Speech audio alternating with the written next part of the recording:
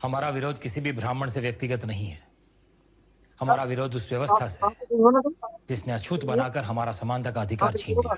हमारा सौभाग्य है कि हमारा जन्म भारतवर्ष में हुआ है, जिसकी जनसंख्या करोड़ों में है, लेकिन फिर भी मुट्ठी भर अंग्रेज हम पर राज कर रहे हैं। वो इसीलिए क्योंकि उन्होंने हमारी एकता को खंडित किया है।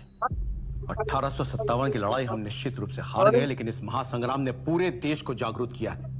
युवाओं में आक्रोश है। लहू जी जवानों को तैयार कर रहे हैं। लड़कियों को पढ़ाना बंद करो, अपने जवानों को एकत्र करो और लहू जी से प्रशिक्षण लो।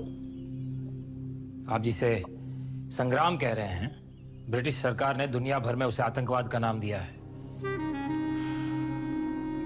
और अगर अंग्रेजों से जीतना है तो हथियार के बल पे नहीं, विचारों के बल पे ही शक्य है।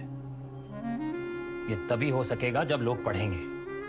हम यहाँ देशभक्ति की बात कर रहे हैं।